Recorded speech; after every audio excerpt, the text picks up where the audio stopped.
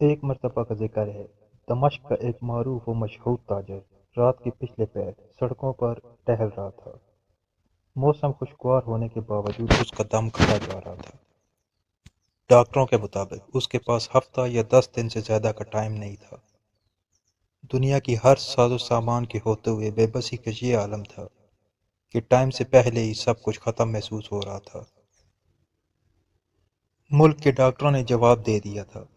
ایک ننھی سی امید تھی کہ امریکہ میں علاج ہو سکتا ہے، لیکن وہ بھی امید ختم ہو گئی جب وہاں کئی مہینے ٹیسٹ وغیرہ کروانے کے بعد سینئر ترین ڈاکٹر نے آخرکار ایک دن آ کر نرمی سے سمجھایا کہ آپ کے پاس زیادہ ٹائم نہیں ہے، لہٰذا میرا مشورہ ہے اور عقل مندی بھی یہی ہوگی کہ باقی کا قیمتی ٹائم اپنے بیوی بچوں کے ساتھ گزاریں۔ وہ شخص رات کے اس پہر بے خبری کے عالم میں نہ جانے کتنی دیر ٹہلتا رہا۔ اس کی سوچوں بچار کا تسلسل تب ٹوٹا جب ٹہلتے ٹہلتے وہ ایک تنگ سے بے رونق پل پر پہنچ چکا تھا۔ سڑک کے اس پار اسٹریٹ لائٹ کے نیچے ایک خاتون کھڑی کسی آدمی سے گفتگو کر رہی تھی۔ 30 سال کے لگ بھگ خاتون کا انداز منت سماجل والا تھا، جبکہ بندہ کوئی اوباش قسم کا تھا جو کہ اس کی بات نہیں مان رہا تھا۔ چنانچہ اس کے چلنے کی رفتار خود بخود آہستہ ہو گئی۔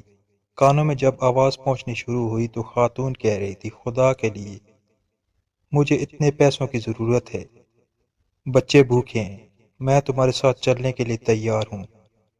جبکہ وہ اوباش قسم کا بندہ اس خاتون کی قیمت آدھی سے بھی کم دینا چاہ رہا تھا اور یہ کہہ رہا تھا تمہاری اس سے بھی کم قیمت بنتی ہے۔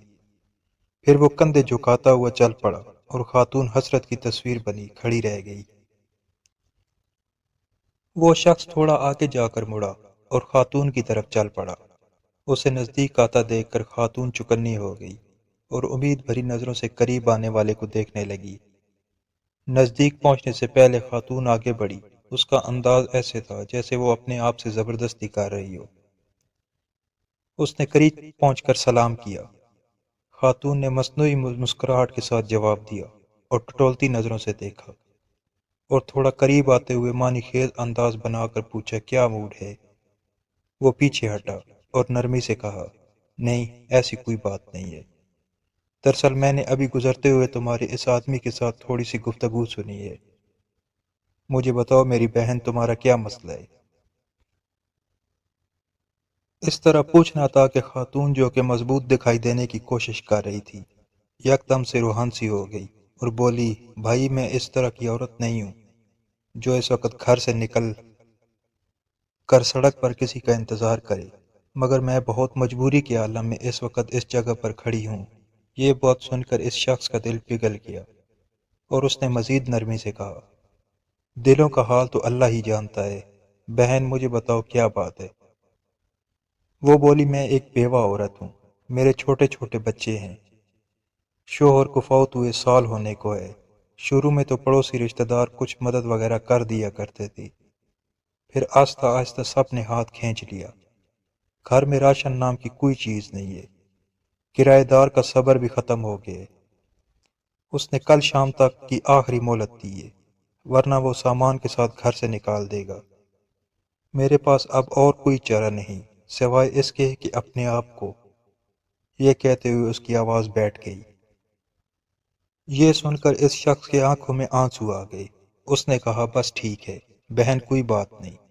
اور جب جیب میں ہاتھ ڈالا تو پتہ چلا کہ جیب میں جو رقم ہے وہ نہ ہونے کے برابر ہے، کیونکہ جس عالم میں وہ گھر سے نکلا تھا اسے تو ہوش ہی نہیں تھا۔ اس نے خاتون سے کہا، فی الحال یہ رکھو اور مجھے اپنا ایڈریس بتاؤ، فکر کرنے کی کوئی ضرورت نہیں ہے، اپنے گھر جاؤ، انشاءاللہ سب ٹھیک ہو جائے گا۔ خاتون بے یقینی کے انداز میں اس کی طرف دیکھ رہی تھی، جیسے سوچ رہی ہو کہ اس پر بھروسہ کرے یا نہ کرے۔ چنانچہ اس شخص نے پھر سے یقین دہانی کرائی کہ تم جاؤ اور ایڈریس بتا دو بس۔ وہ خاتون اپنا ایڈریس بتا دی اور ایک طرف چل پڑی۔ تھوڑی دیر تک خاتون کو جاتا دیکھنے کے بعد وہ مڑا اور واپسی کی طرف تیزی سے قدم اٹھانے لگا۔ گھر پہنچ کر اس نے کافی مقدار میں پیسہ لیا اور ڈرائیور کو بڑی گاڑی نکالنے کا کہا۔ اور پھر خود ڈرائیور کر کے شہر کے 24 گھنٹے کھلے رہنے والے اسٹور سے راشن کی بہت سارے ساز و سامان اپنا گاڑی میں ڈالا اور خاتون کے بتائے ہوئے ایڈریس پر پہنچ کر سارا راشن اس کے گھر میں اتارا اور باقی کی رقم خاتون کو دے دی اور کہا صبح کرایہ دار سے وہ خود بات کر لے گا اور کرائے کا معاملہ نپٹا دے گا اور انشاءاللہ ہر مہینے مخصوص رقم آپ تک پہنچا دی جائے گی۔ یہ کہہ کر جلدی سے بنا کچھ کہے سنے واپس مڑ گیا۔ خاتون بت بنی بے یقینی کے عالم میں کھڑی آنسو بھری نگاہوں سے دیکھتی رہ گئی اور وہ وین سمیت نظروں سے اوجھل ہو گیا۔ اب اس شخص کی کیفیت کافی مختلف تھی۔ اس کے انگ انگ سے خوشی پھوٹ رہی تھی۔ کچھ گھنٹوں پہلے جو اس کی حالت تھی وہ اب یکدم بدل گئی تھی۔ اب اسے ہفتہ 10 دن گزارنے کی جو فکر تھی وہ تھوڑی کم ہو گئی تھی۔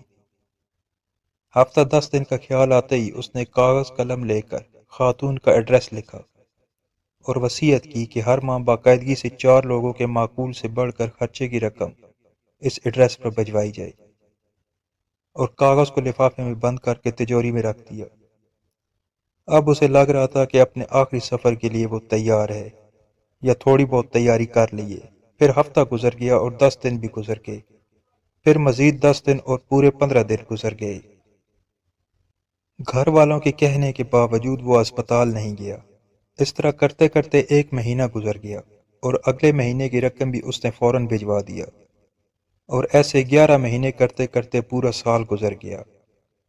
وہ معمول کے مطابق رقم بھجواتا رہا، پھر 5 سال، پھر 10 سال گزر گئے، اور پھر پورے 20 سال گزر جانے کے بعد ایک رات وہ معمول کے مطابق تہجد کے لیے اٹھا، وضو کر کے تہجد شروع کی، اور سجدے میں دعا کرتے کرتے اس کی سانسیں ختم ہو گئی اور وہ اس دنیا سے سجدے کی حالت میں رخصت ہو گیا۔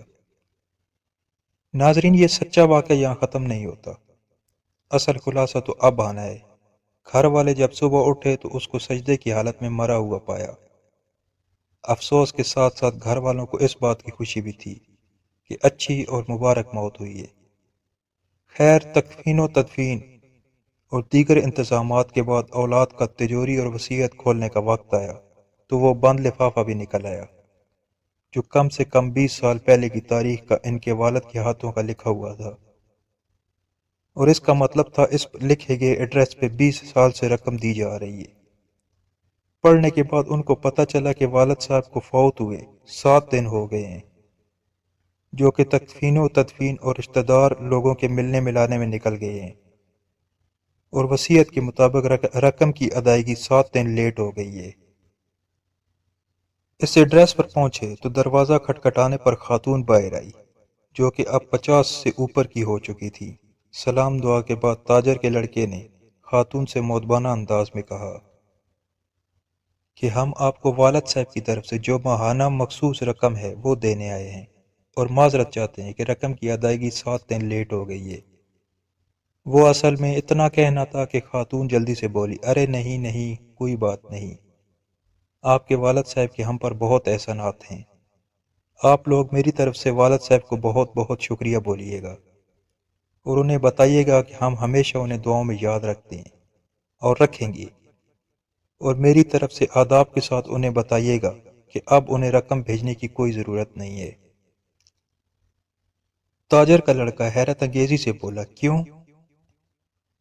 رقم کی ضرورت کیوں نہیں ہے؟ خاتون نے خوشی کے آنسوؤں میں ملی آواز میں جواب دیا، اللہ کے فضل سے مہینہ پہلے میرے بڑے بیٹے کی ملازمت لگ گئی تھی، اور 7 دن پہلے اس کی پہلی تنخواہ بھی ملی ہے۔ خاتون خوشی کے عالم میں کیا کیا بولے جا رہی تھی، جبکہ لڑکوں کے کانوں میں خاتون کا یہی جملہ اٹک کر رہ گیا، 7 دن پہلے میرے بیٹے کو اس کی پہلی تنخواہ ملی ہے۔